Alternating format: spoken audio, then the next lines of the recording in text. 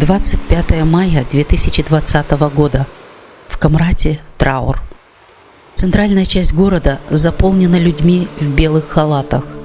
Они пришли проводить в последний путь своего коллегу, врача-инфекциониста Федора Баргана.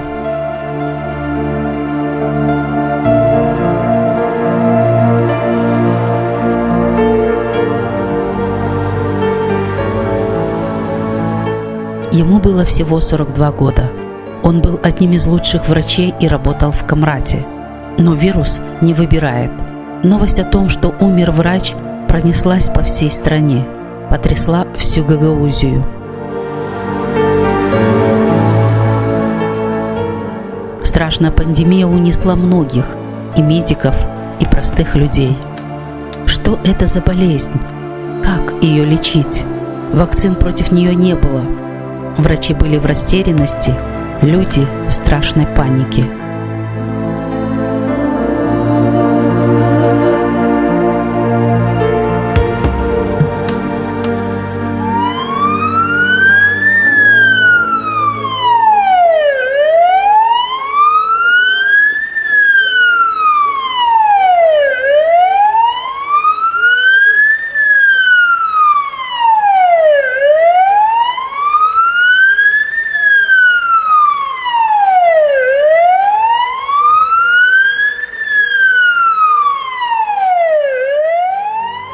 Эпидемии существовали всегда и существуют по сегодняшний день.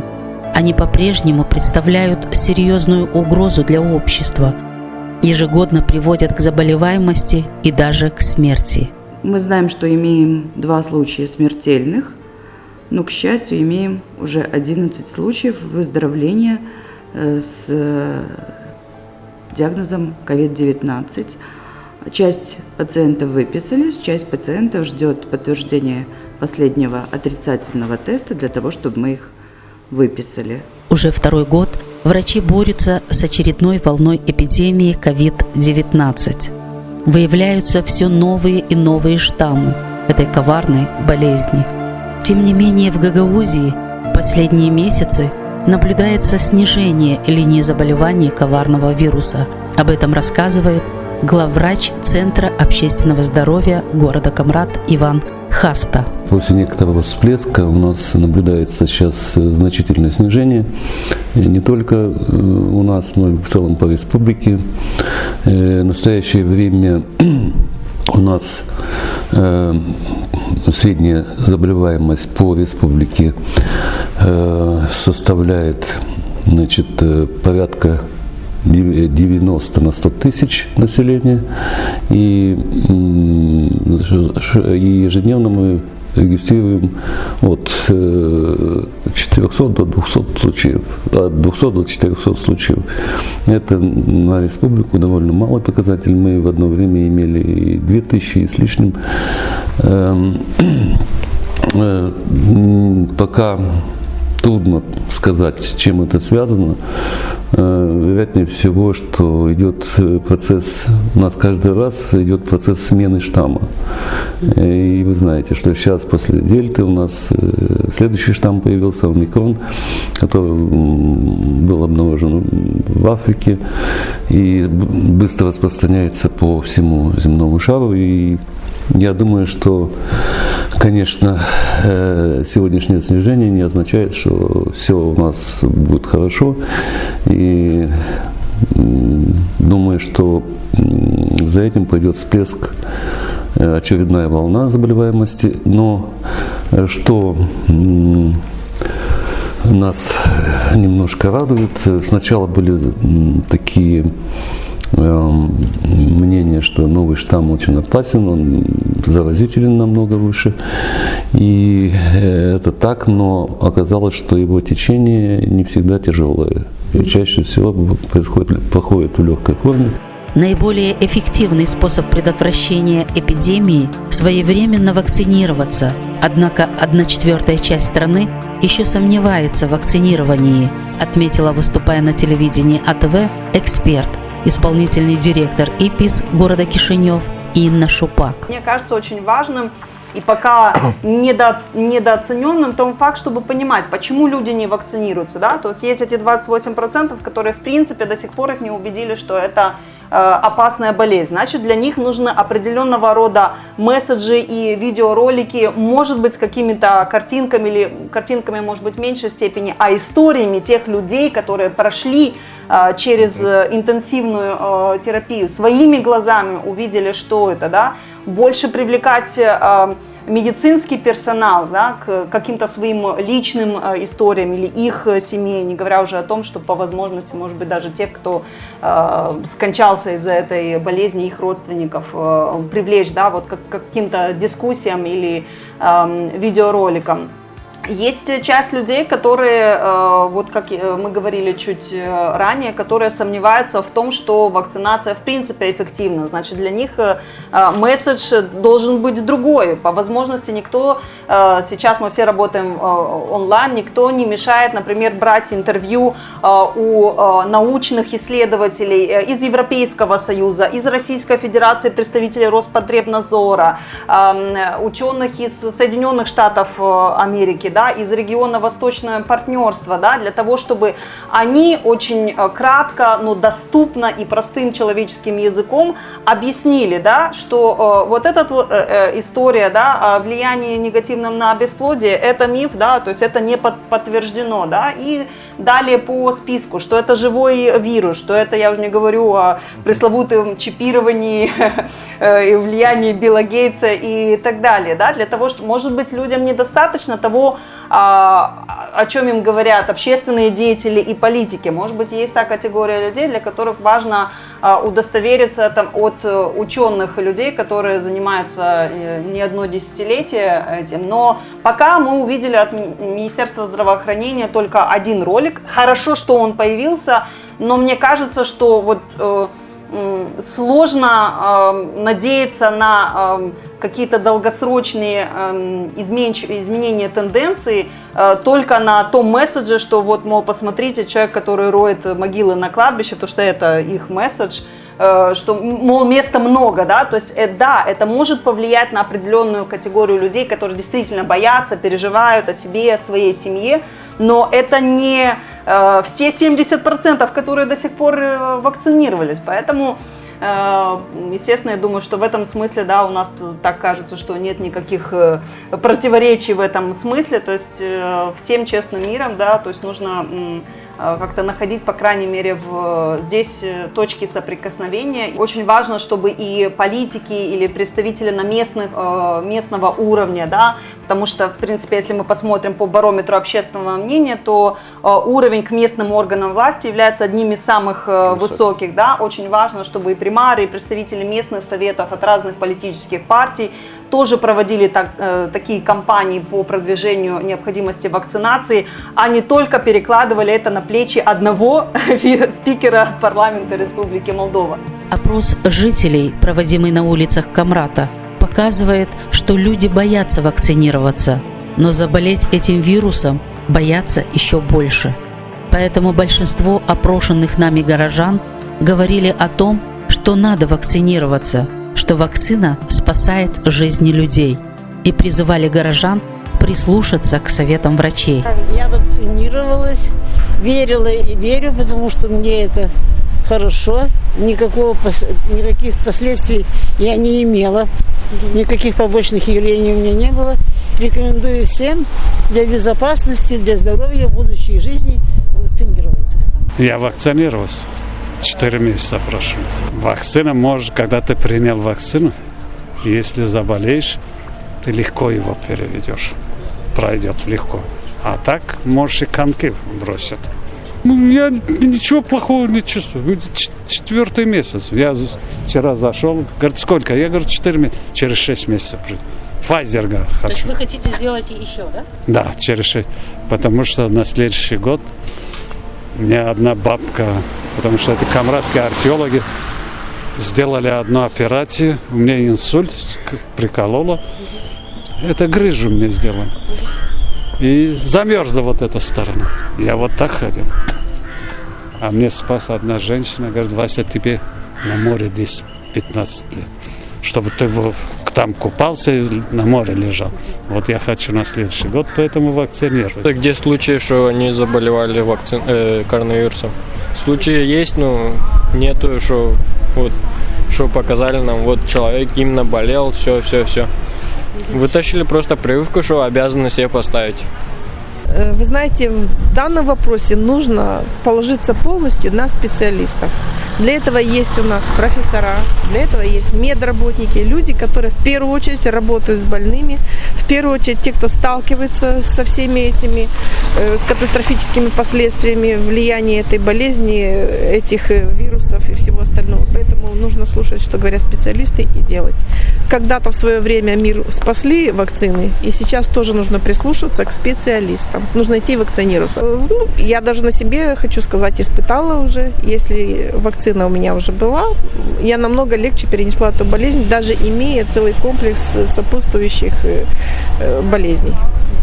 Сегодня понять, побеседовав с медиками, я скажу, что сама испытанность какой-нибудь вакцины нет она. Испытывается вакцина оспа, грипп, рожа. Эти вакцины испытываются десятилетиями. Опыт идет научное исследование. А у нас нет такого опыта исследования данных вакцин. Если бы она была бы, прошло, допустим, через 10 и несколько лет больше, эта вакцина бы полностью обосновалась. И то, что в России, да, там говорят, и президент привился, но он привился, он тоже, как, я считаю, как проверяет, испытывается это. Это не обоснованно и не доказано. Это, как говорится, любой может сам выбрать. Это не должны заставлять. Это должен каждый человек как хочет. Лично я считаю, что это не должны заставлять. Я лично не привилась еще. Почему не верите в это? Потому что не верю в это, да. И считаю, что здоровее буду без нее. Если хороший препарат, да. Но обычно вот как сейчас ведется в интернете за и против, там вообще люди не знают, что делать, если честно сказать. Мне так кажется. Вот одни говорят, что им становится плохо, вот после этого очень даже есть кто с диабетом, последствия большие. Есть кто говорит, что тоже не почувствовал ничего. По-разному. Да, я, например, опасаюсь именно вот этих препаратов. Потому что люди должны вакцинироваться, чтобы не болели, чтобы не заразили других. А так масками ходим, чтобы никто не заразил, никто ничего не делал. А так должны ставить. Это уже кто как думает. Я лично пока что не вакцинировался, но может я со временем подумаю еще. Если выбирать, умирать или жить, и пережить эту же болезнь, если уже заразился легче, то есть симптоматика легче, то, конечно, вакцинироваться однозначно. Но это мое субъективное мнение. Каждый имеет право выбора. Детям всем ставили, родился, сразу вакцину ставили. Против тифа, против вот ставили вакцину. Сейчас почему не ставят? Не, почему? Почему отрицать то, что это учеными доказано, что это в пользу, а мы сидим тут и думаем, что это противопоказано. Нет, надо ставить. Вот у меня гепатит С, во-первых, я лечилась им.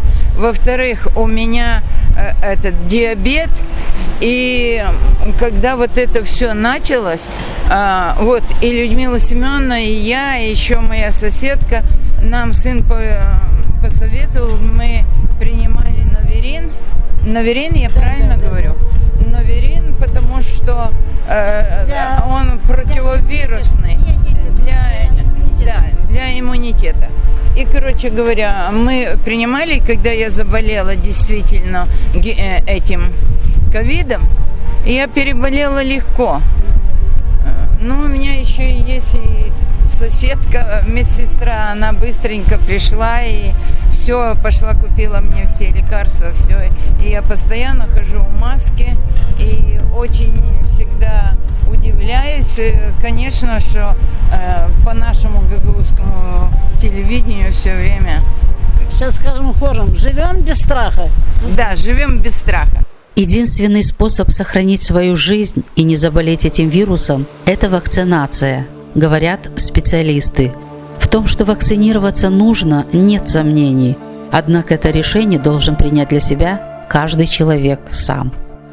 Хочу отметить прежде всего, что, естественно, в связи с эпидемией COVID-19, в связи с тем, что Всемирная организация здравоохранения ставит акцент на единственное средство, которое может помочь людям, это вакцинация, конечно же, это абсолютно правомерное требование. Почему? Потому что мы говорим о том, что право на охрану здоровья, оно превалирует над правом по охране частной жизни в данном случае.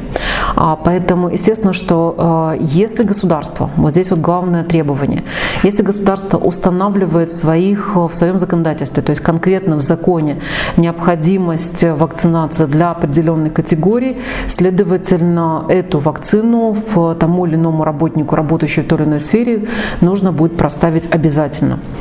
На данный момент, кроме решений Национальной комиссии по чрезвычайному положению в области здравоохранения, не было принято никаких других актов, поэтому это, скажем так, более рекомендательного характера. Во всех этих решениях было сказано рекомендовать руководителям медицинских учреждений, в том числе всем государственным структурам и негосударственным, довести уровень вакцинированных до определенного состояния, то есть где-то 70%, где-то даже 95% требовалось, в том числе, конечно, для образовательных учреждений. Почему это делается? Еще раз повторяю, для того, чтобы обезопасить всех остальных людей, в частности, допустим, врач, к которому приходят на прием пациенты, учитель, у которого в классе находится дети и так далее, для того, чтобы мы минимальным образом минимизировать риски, поэтому требование о вакцинации было существенным.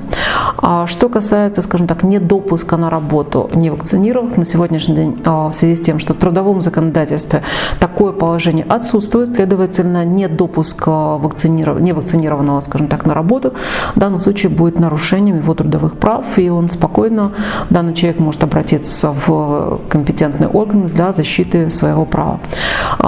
Еще раз повторяю, что признано международным сообществом, что вакцинация необходима, но это будет обязательно только в том случае, когда будет установлено законом. Наш призыв будет в том, чтобы быть ответственными как к своему здоровью, так и здоровью близких. Почему? Потому что, да, это может быть мое личное дело, но от меня может зависеть здоровье моего близкого человека, да и всех остальных.